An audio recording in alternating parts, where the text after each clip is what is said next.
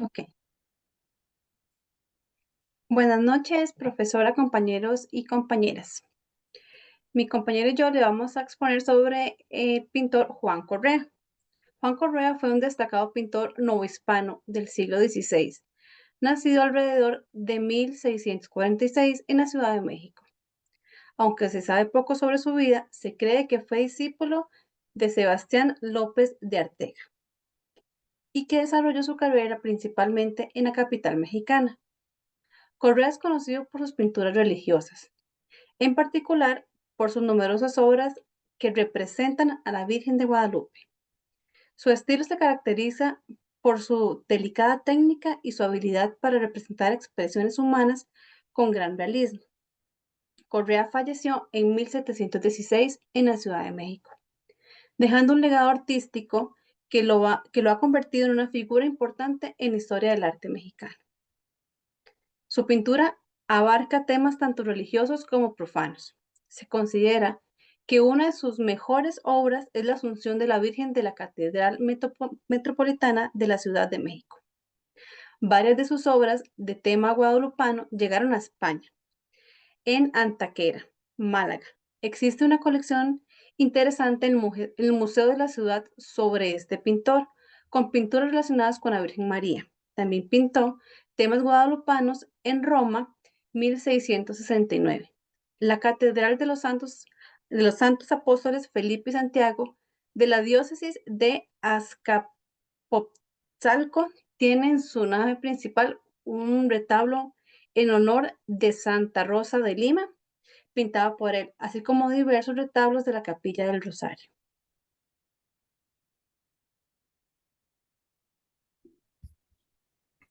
Bueno, buenas noches. Siguiendo con lo que la compañera viene comentando, vamos a hablar sobre el análisis formal y estilístico de la obra, la cual es la Asunción de la Virgen. Esta representación es una continuación del pasaje de la Asunción, puesto que María ha llegado al cielo, pero por gracia de Dios es recibida por los ángeles y por la Trinidad. Esta manera de evocar a la Asunción de María no fue común en la Nueva España, destacando el cuadro que se encuentra en la sacristía de la Catedral Metropolitana de la Ciudad de México y que fue realizada por Juan Correa. La obra, debido a su tamaño, ocupa una pared de la mencionada sección catedralicia, teniendo a múltiples personajes como los apóstoles, resaltando San Pedro en el centro, con el sepulcro y los mantos que cubrían a María viendo la escena celestial. En la parte de arriba se observa a la protagonista de la obra artística, la Virgen, siendo recibida por su Hijo con los brazos abiertos junto a Dios Padre y el Espíritu Santo. El autor plasmó, como ya se mencionó, un seguimiento de la Asunción de María, que es la advocación patrona de la Catedral de la Ciudad de México. Pero ¿a qué se refiere este misterio mariano? La Asunción de la Virgen es el último dogma reconocido de María. No existe en la Escritura algo que explique este misterio y tampoco se discute sobre el tema con los dos primeros siglos del cristianismo. Se empieza a mencionar el siglo XIV según San Epifanio.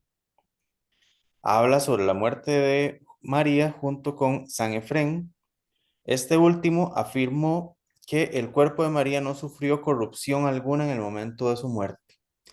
En los siglos posteriores se haría oficial la fiesta de la Dormición de María el 15 de agosto por el emperador Mauricio y entre los siglos 7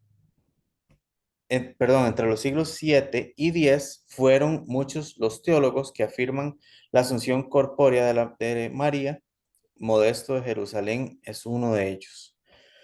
Con esto inician las discusiones sobre la muerte o asunción de la Virgen, de la Madre de Dios.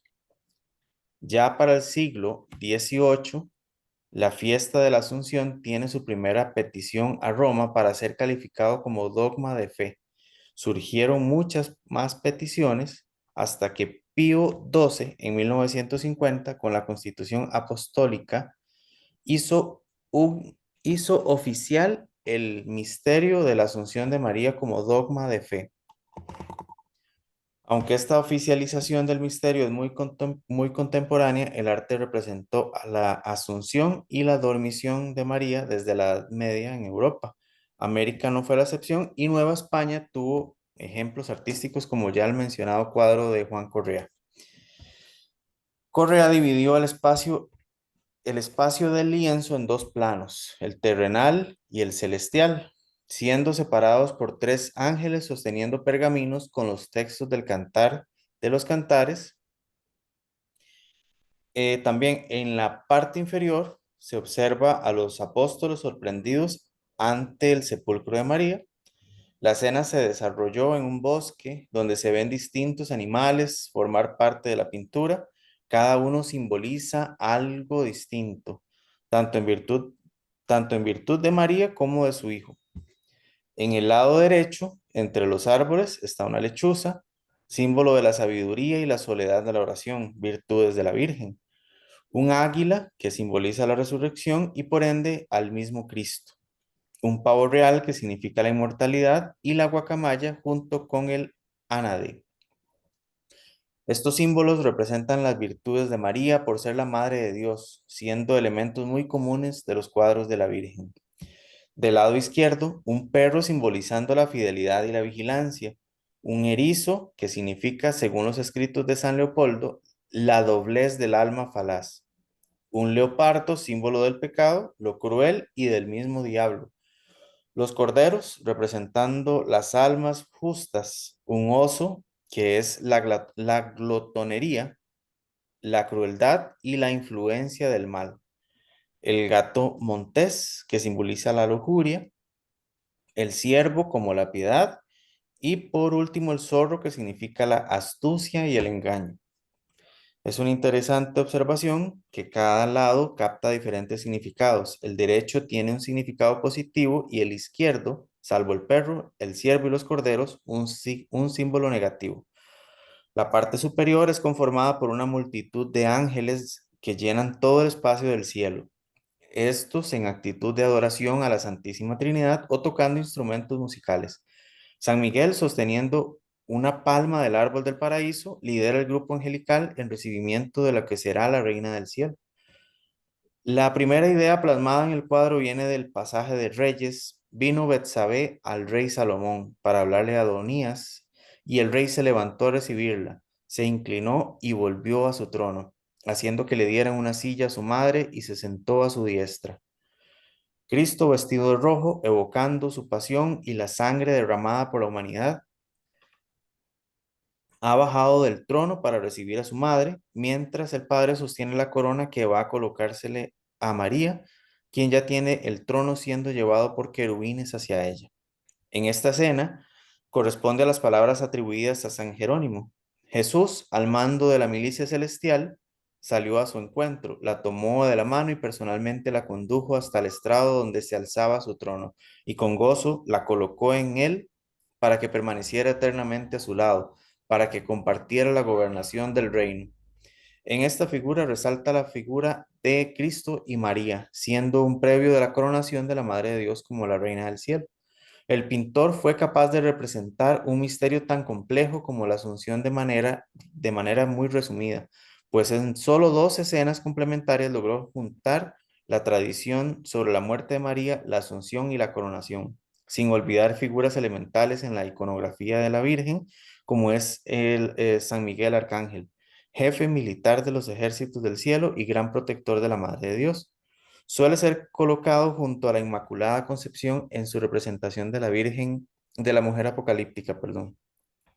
La Trinidad solventando la nobleza de María y su pureza al ser asunta en cuerpo y alma. Honor solo recibido para Cristo y su Madre, algo que la Iglesia Universal defendió con discursos escritos y como es en este caso, pictóricos. Bueno, ahora vamos a hablar sobre el análisis temáticos. Según Elisa Vargalugo, dicen que la investigación y el rescate de la figura de Juan Correa fue un pintor novohispano del siglo XVII, realizado por la historiadora del arte Elisa Vargas Lugo y su equipo.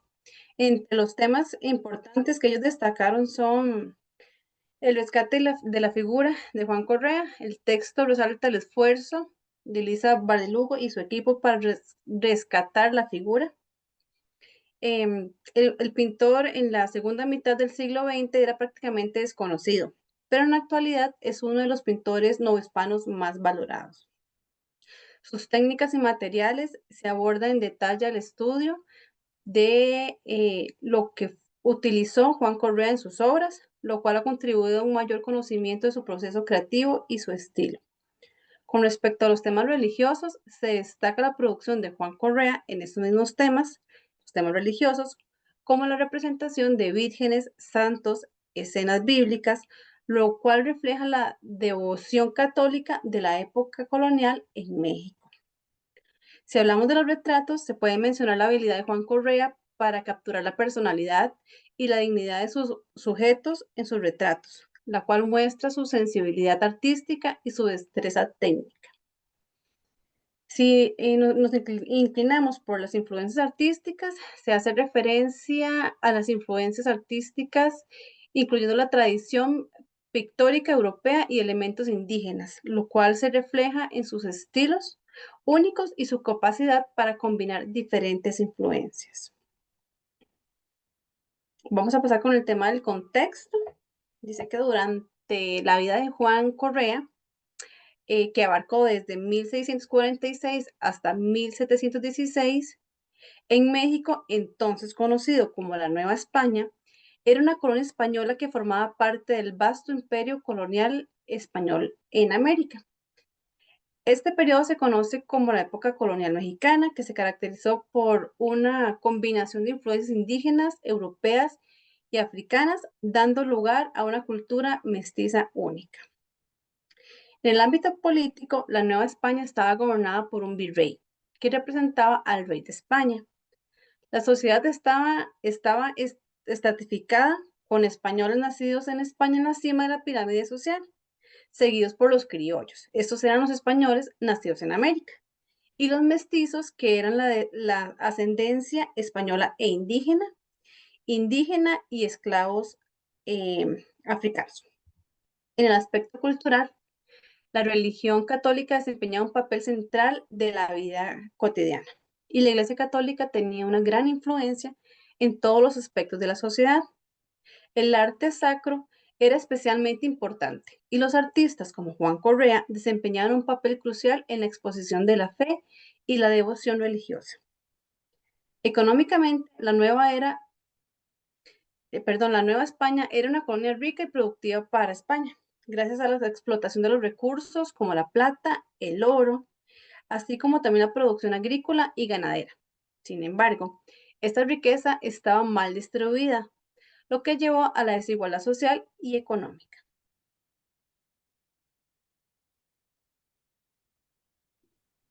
Bueno, continuando con ciertos estilos, ¿verdad? De Juan Correa, vamos a ver el realismo y el naturalismo. Correa era conocido por su habilidad para representar figuras humanas con gran detalle y realismo. Sus obras a menudo muestran o mostraban, digamos, una atención meticulosa a la anatomía y las expresiones faciales, como en este caso, ahí está la presentación del niño al templo.